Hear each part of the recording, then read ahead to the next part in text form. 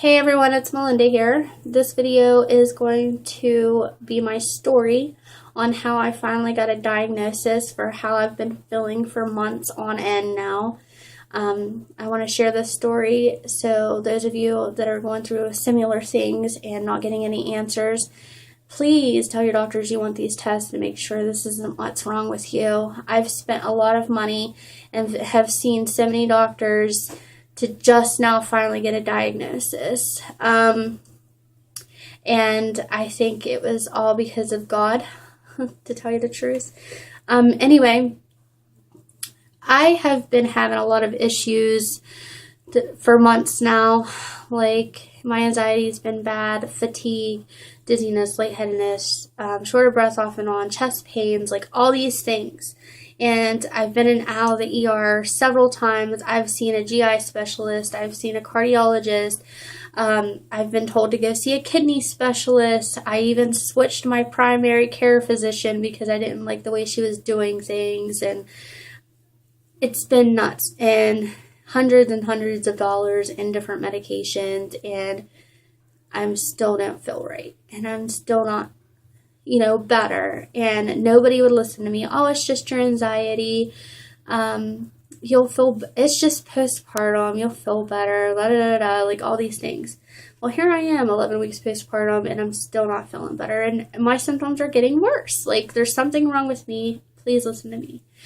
I got to where, I'm just getting so depressed because nobody would listen to me, and I'm just feeling like crap all the time, and I feel like I can't clean my house. I feel like I can't enjoy having a new baby. I feel like I can't deal with my children because I'm just not feeling right, and it's very hard, and it's been very hard for me.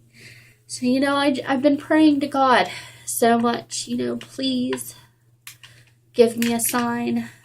Please do something to let me know what is wrong, God, let these doctors figure out what's wrong with me, please. I'm just begging because at this point I'm just so tired of living this way, honestly. So, I had a dream, and the dream, set off a red flag for me, and I think it was God, giving me a sign.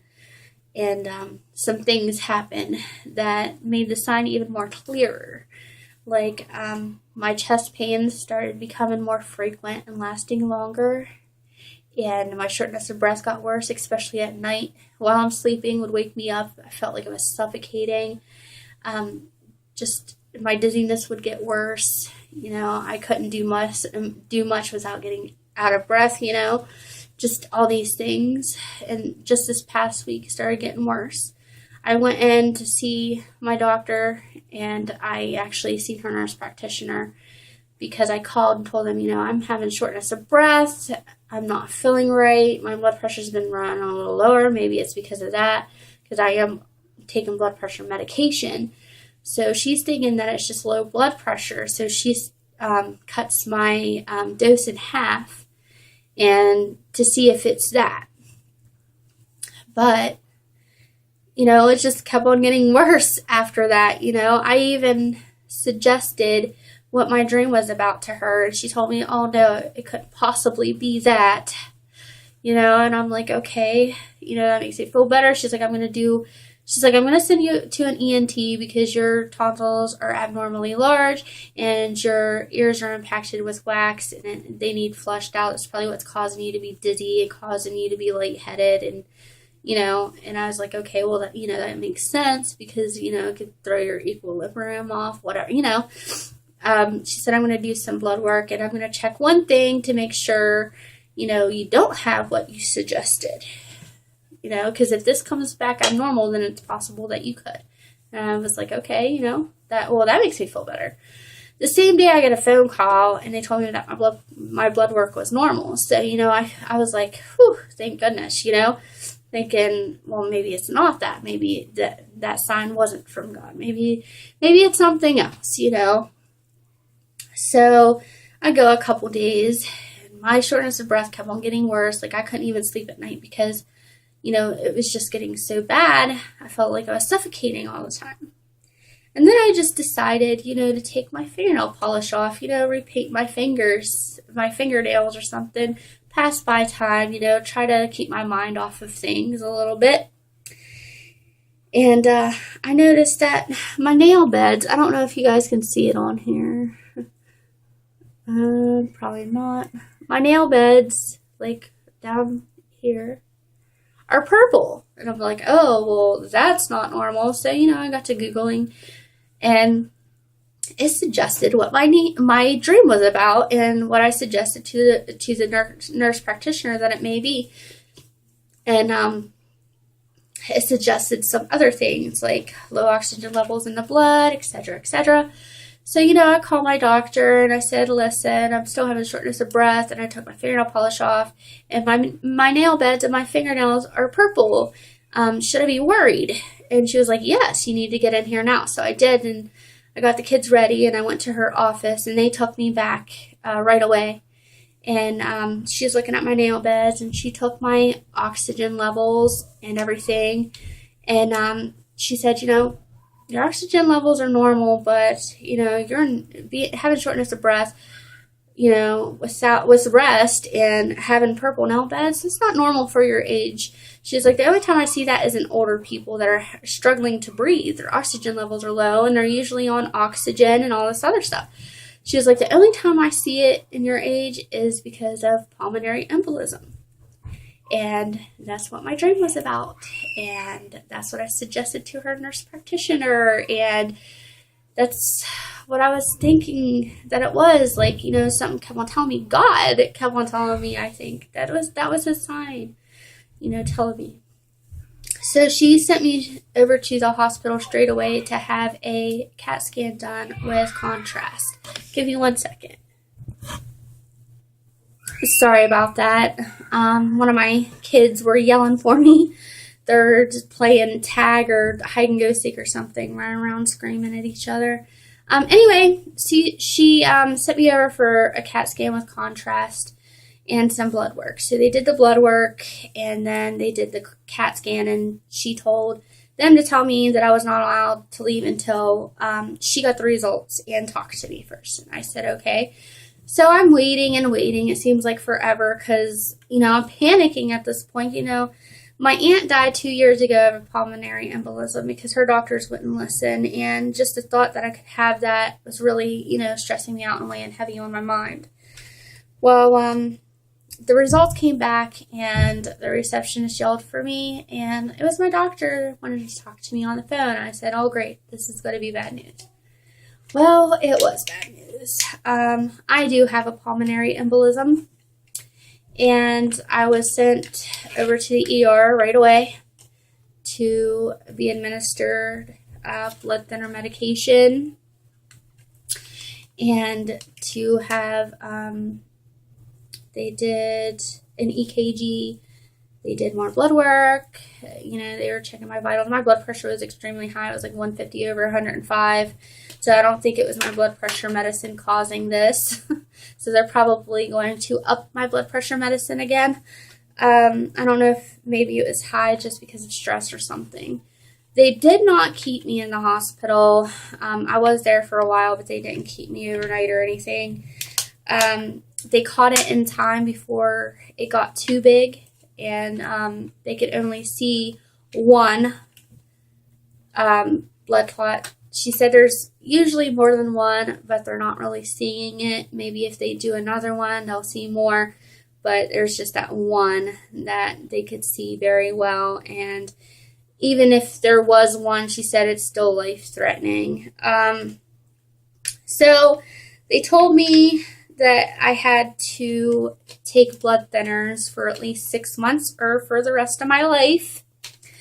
So they gave me some options, and I asked them what was the best one for breastfeeding because I really didn't want to stop breastfeeding. But if I have to, to save my life and be here on this earth for my kids, then I will. I have to do what I have to do.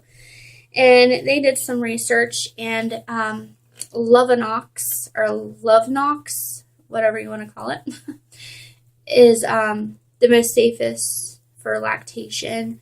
and for breastfeeding. So they told me I would have to give myself 2 shots a day in my stomach for at least 6 months to a year, or for the rest of my life, or until I'm done breastfeeding, and then they'll put me on like a pill form so I don't have to give myself shots anymore.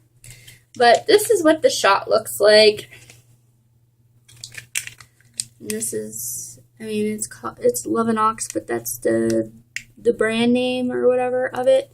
I have to give myself 0.9, which is 90 milligrams of this blood thinner in my stomach twice a day, once in the morning, once at night. And if my symptoms become worse, like my shortness of breath or my dizziness, or just not feeling well, like I have been, then I need to go back to the ER. But I do see my doctor on Tuesday. She's going to follow up with me like every week for a while, and then I'm going to have blood work every month or something like that. And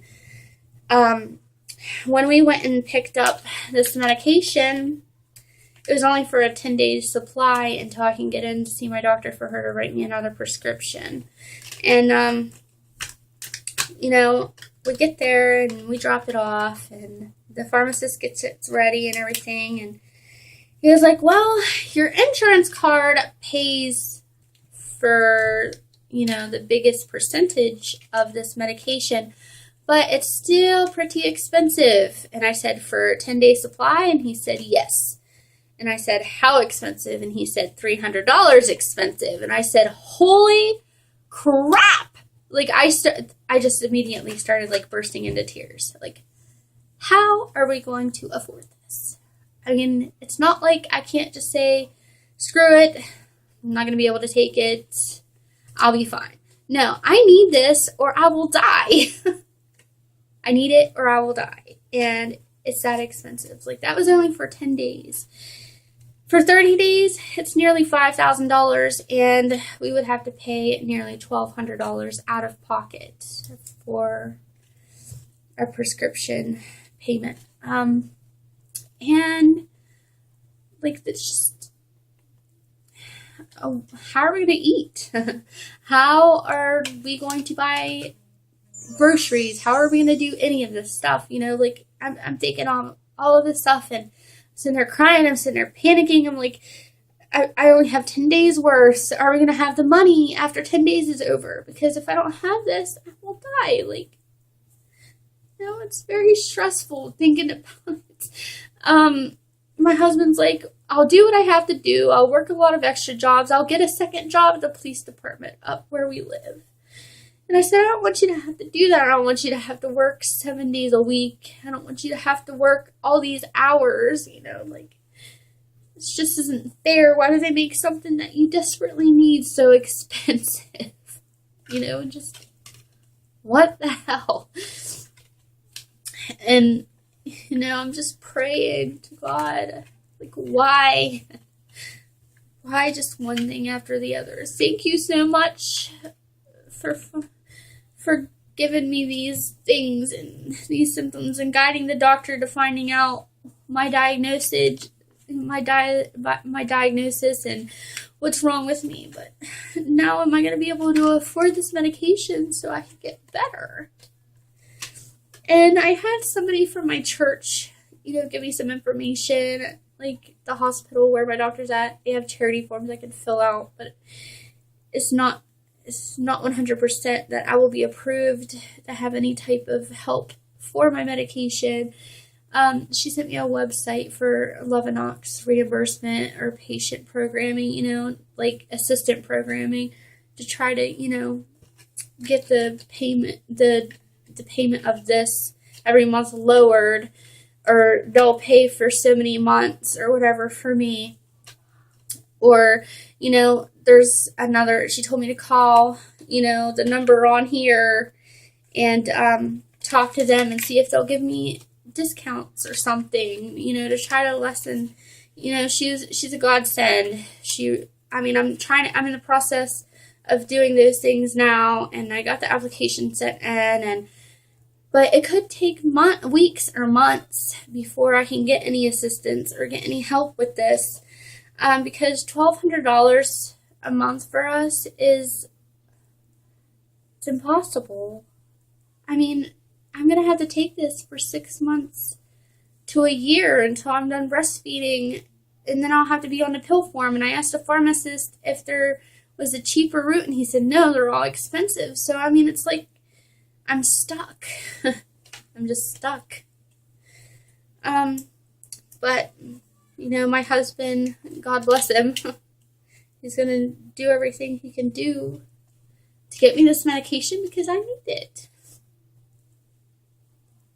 You know, it's crazy the way things happen, but I know God has a plan for me, and I know everything's happening for a reason, and He will get me back on my feet and to good health, and He will provide. He will show us the light and the way of being able to afford this medication.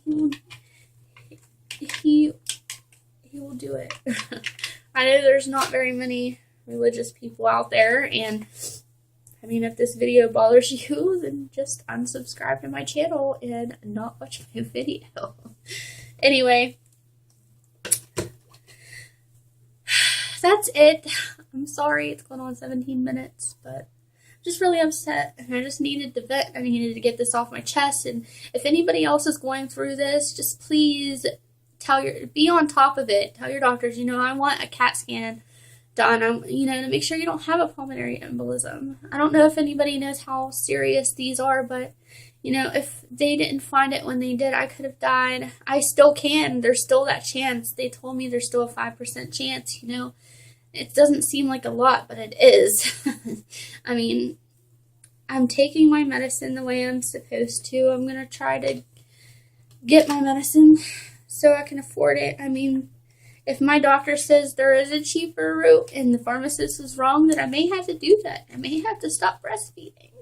And I don't want to, but I'm going to have to do what I have to do to be here for my kids.